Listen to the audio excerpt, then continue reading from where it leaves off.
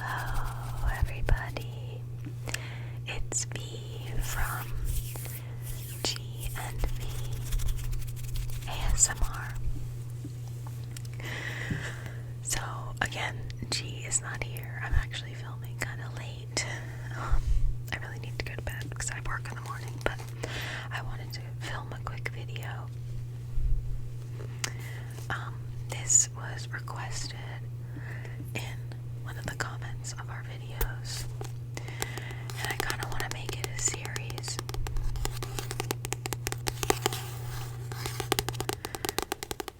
So what was requested was some sort of Harry Potter themed video, and I really don't have that much Harry Potter merchandise per se, not like I did with the Star Wars, but I do have the books. And so I figured that I could read and tap on the Harry Potter books. So this video will be specifically on this first book, Year One,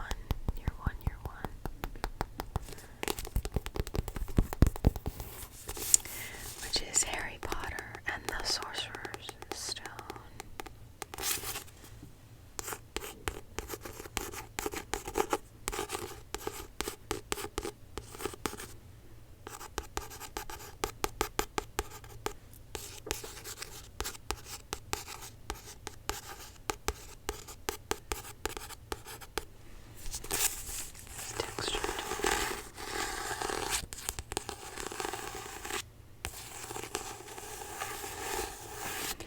So I will do a little bit of tapping and scratching without talking first, and then I'll read a few different excerpts.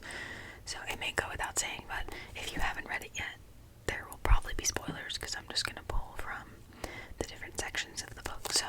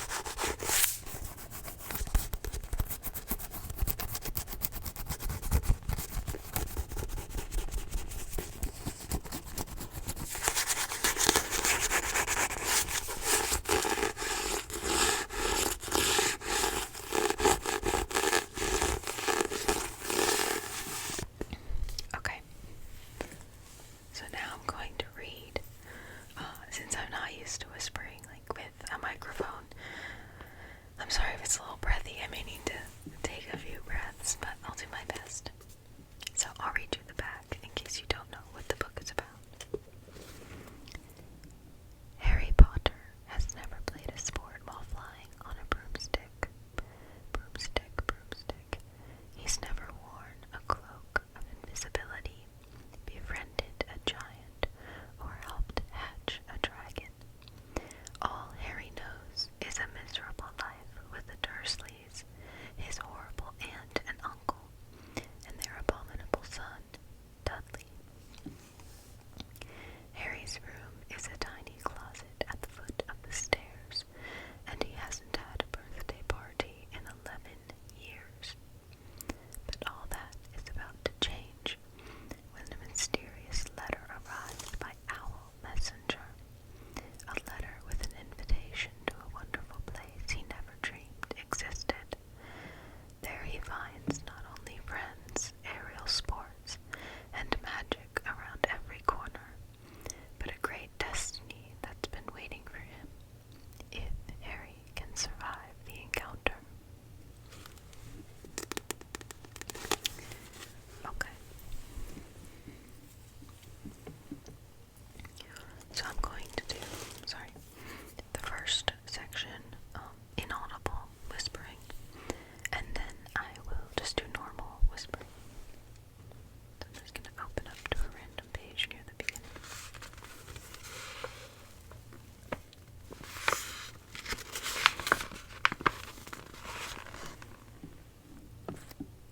Tried to make it all the way, but it's not meant to be. Hagrid stepped out an owl. Pay him, Hagrid glared. What? He wants to look in the pocket. Hagrid's coat seemed to be made of nothing but pockets. The bunches of keys slung back the balls of peppermint on them. Deep down, finally, Harry pulled the envelopes right out of the coins. Taking them, not sweating,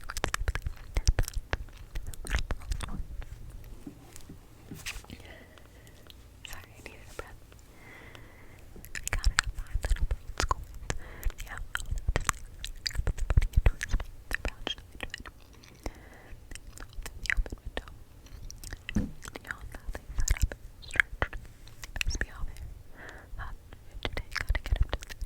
Busy all the numbers going.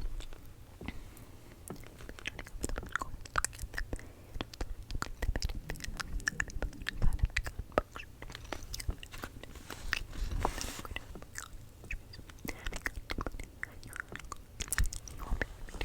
books. Don't worry about that. Do you think you were thinking anything? Put him down. Just right. Cool down, boy. Down. That much. Come back cold. And I may not have been in the beginning either. What's the bank? Just the one going on my bike. Every day the better. Yeah. To be better. To remember to tell you that. I feel like I'm not very good at inaudible whispering. I can't really tell if that was decent or not, so I'm just gonna move on. I tried. Okay. So I'll just whisper normally. That's nice.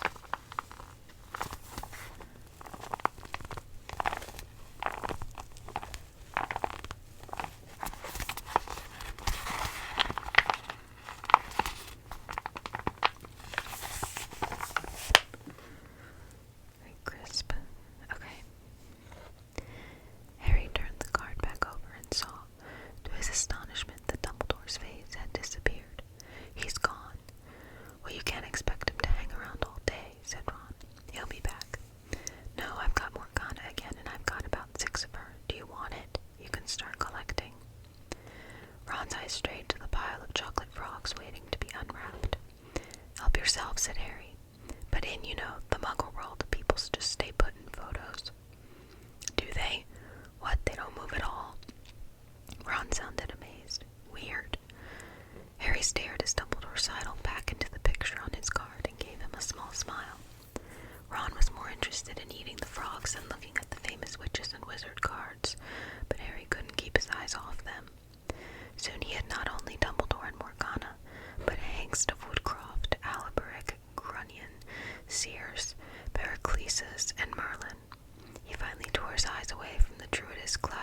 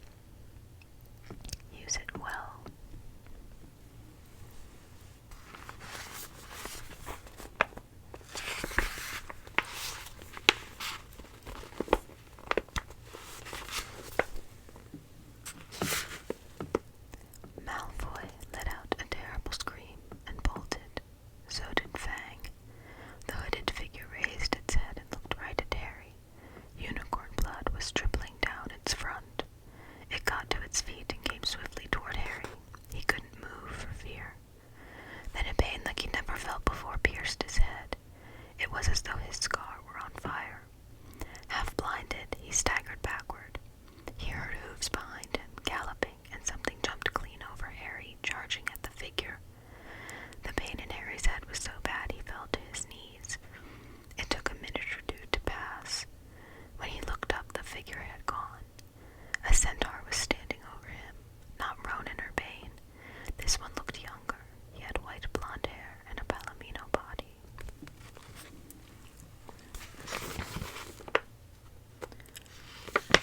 The last segment.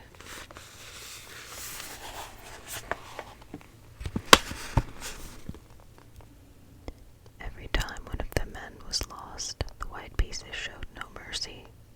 Soon there was a huddle of limp black players slumped along the wall. Twice, Ron only just noticed in time that Harry and Hermione were in danger. He himself darted around the board, taking almost as many white pieces as they had lost black ones. "We're nearly there," he muttered suddenly. Let me think. The White Queen turned her blank face toward him. "Yes," said Ron swiftly. "It's the only way. I've got to be taken." "No," Harry and Hermione shouted. "That's chess," snapped Ron. "You've got to make some sacrifices. I take one step forward and she'll take me. That leaves you free to checkmate the king, Harry. But, do you want to stop Snape or not? Ron, look, if you don't hurry up, he'll already have the stone." There was no alternative.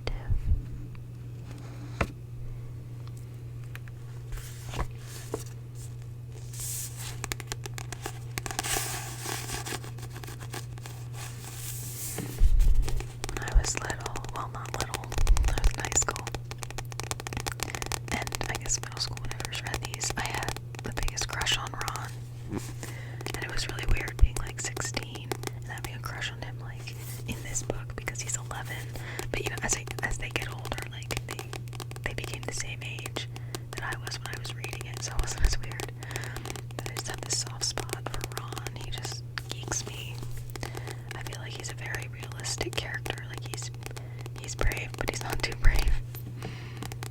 And he's pretty funny in the movies. Rupert Grint did a good job, I think, of giving the facial expressions that I would have expected Ron to have.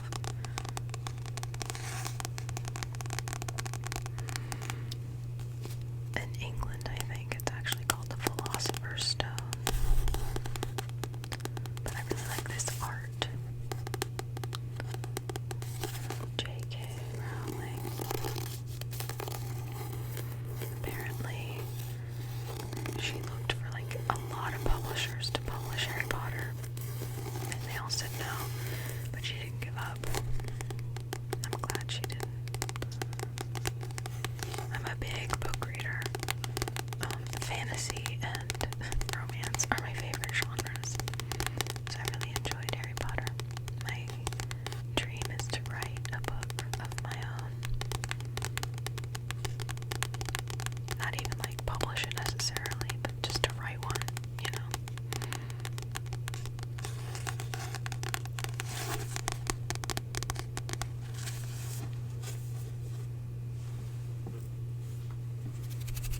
Okay.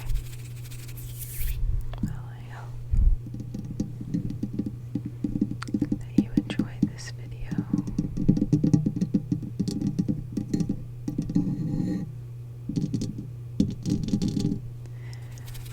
Like I said, hopefully I'll make this a series, so next time I can do Chamber of Secrets, which is book 2. So thank you to the person that left the suggestion in the comments. If you have any suggestions of your own, please leave them below. Since we're so small, like as a channel,